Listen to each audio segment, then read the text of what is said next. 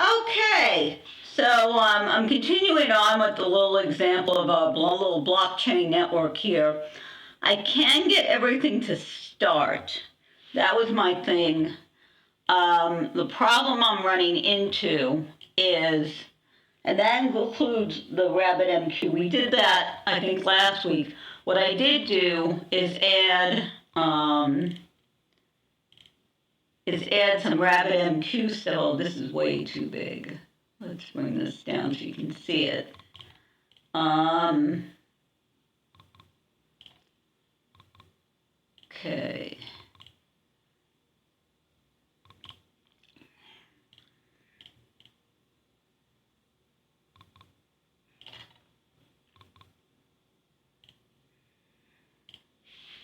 Okay, so what we have here is our code. What I added is I took some of that RabbitMQ code we played with the other week and tried to add it, and then tried to create a kind of a RESTful call here that would send a message to the queue. And this is the call. And I'm running into an issue right now where my queue definition here, for some reason, it doesn't like. So let me show you what is going on. Well, first of all, let me show you RabbitMQ. Let's see if I can pull it up here. RabbitMQ should be down here. Okay, so this is your management panel. I do have a queue, BCCCon, and if you look at the code,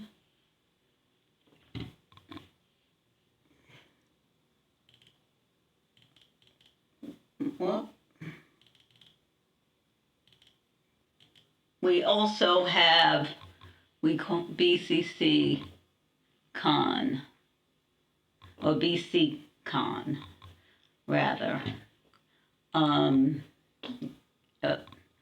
Now, of course, the issue I'm having is it is, for some reason, not finding it. Let me show you what happens when I try to run it. Let's get that. Let's see if this is, could be this, yeah. Okay. Let me bring this, make sure you can see. So you can see it's running RabbitMQ. I'm going to call the, it's in a different window. I'll call it from a different window. And what you're going to see, first of all, I'm just going to call it without doing anything, and it should, I must have errored out. Okay, so what we're going to do is I'm going to restart. And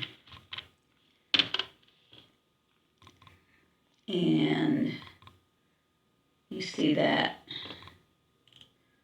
So restarted, I'm going to double check because sometimes when I restarted the queue survived, sometimes it didn't, and it's here. Okay, and we'll talk about that in a second because I think that would be helpful. So I'm going to try message, which is our RESTful, and you see it couldn't reach it. So what seems to be going on here is it makes the connection, and then it tries to send a message, and it doesn't like the channel. So I'm still working on that. I'm not sure why it's not taking the channel or what channels it does have, or maybe I need to create a channel or do something else before I do it. But the one thing I would note is it does connect to the RabbitMQ. And you would see it here now. Let me just make a little change here so we can actually I'm going to make another RESTful call. And this is, let me show you that too so you can see what I'm doing here. Let's see which one it is. It's this one. All right. So what I'm going to do, the beauty of this is that I can just turn around and say, you know what, I want to do something else. And what I'm going to do is I'm going to have another one called connection only. Just so I can show you the connection. Oh, we don't need that, and we're going to do this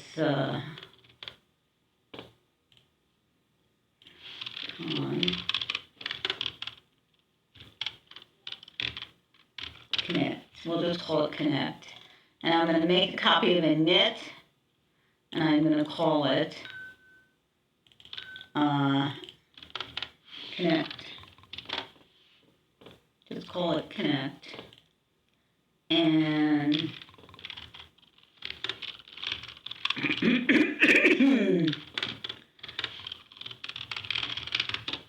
all right.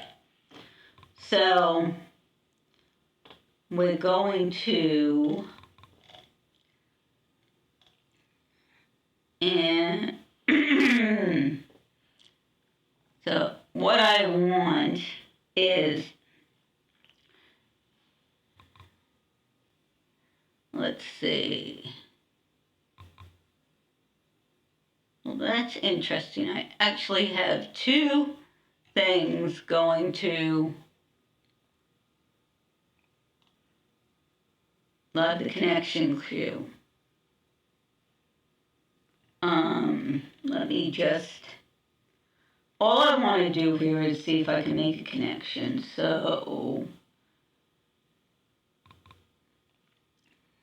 okay. So we're gonna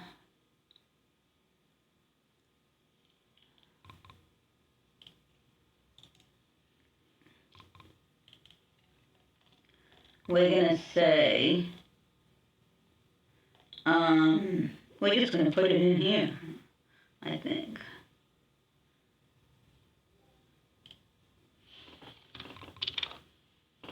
Ooh, something isn't, all right.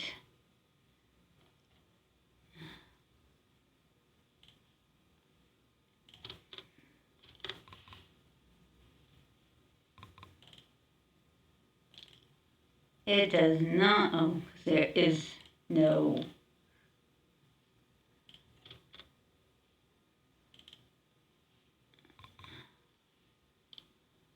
what is it unhappy about? Let's see.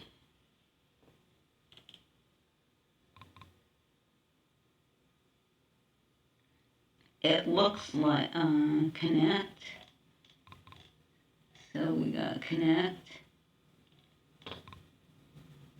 Oh, there was this whole thing with the create channel.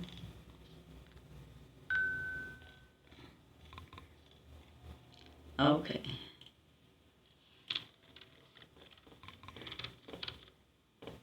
There we go. And that's all it's going to do. So we're going to do connect. I'm going to see if this works. Now let me show you. This is what I have to do first. We're going to go back so you can see all it's going to do. I think this is going to work because it seems to be working. So we're going to go here and we got, all right, we're going to kill this and make sure dock is down. And let me make sure you can see what I'm doing here, which you can't right now. Okay, there you go. All right, so what we're going to do is we're going to build the node. We're going to build the container. And then we're going to do Docker Compose up. We're going to do it here. And it's, now there could be an error. I noticed an error, and this error here could be because Rabbit isn't started yet. So I'm not worrying about that too much right now.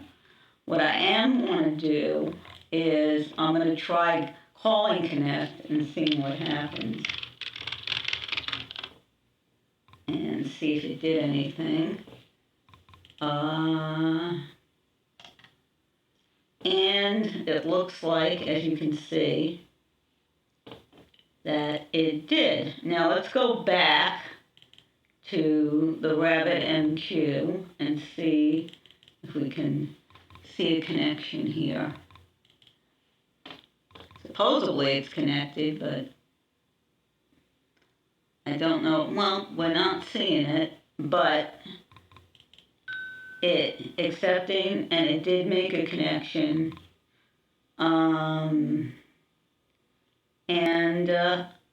Now this is interesting. It's, let me point this thing out. Going back to the code, which is this. Okay, let me go back here and show you something. Right, the Docker Compose here. Now, first of all, a couple of things. Notice I created volumes. This is if you're doing stuff with Docker, you have to be very careful about this because this is where stuff is stored. Okay, this is where all your data, this is how you store data. You define what you want stored in your container, because what Docker is going to do is going to save that, and then when you come back, if you have to restart, you're not going to lose all your data. And so we got it for Rabbit 1. We don't have anything for Node, but this stores all the RabbitMQ stuff, so I don't have to I shouldn't have to keep creating queues or do stuff like that. And you also define it down here. The other thing is, notice you can define specifically your network and specifically assign IP addresses. That could be helpful because then you can set things up on different networks, do a lot of control.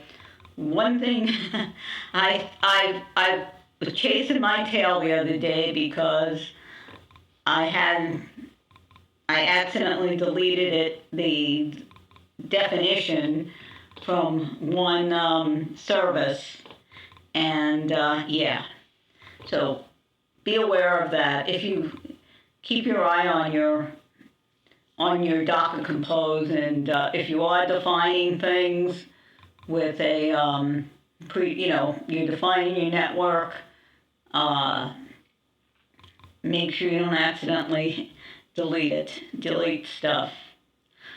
In general, if something's not working in a Docker container, but it works outside, odds are that there may be something funny with the Docker container. There also can be something funny with networking between internal IP addresses.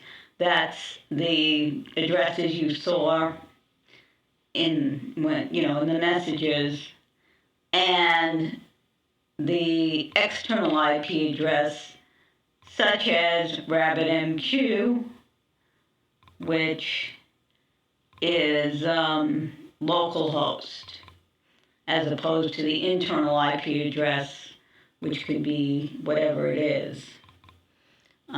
Same thing for our Node app. So we're still working on getting the actual connection to the queues, but the point is it's looking like this is a reasonable method of setting up networks, because when you have your queues, you can have oh, here we go. So, all right, when I restart, I lost the queue, but it's very strange. Sometimes the queue survives, sometimes it doesn't. I don't know why, because theoretically I should be saving it. At any rate, once you have your queues,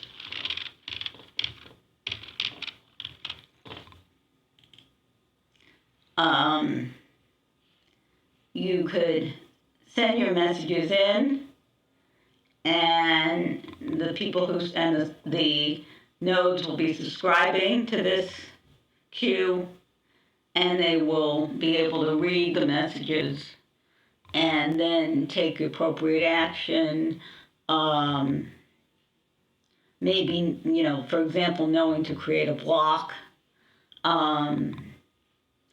updating their set of their blockchain,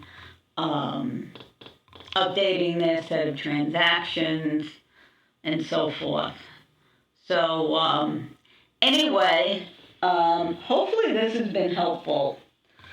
But let me know in the comments. Let me know if you like what we're doing here. You want to switch back to, maybe more hardcore Solana or something of that nature.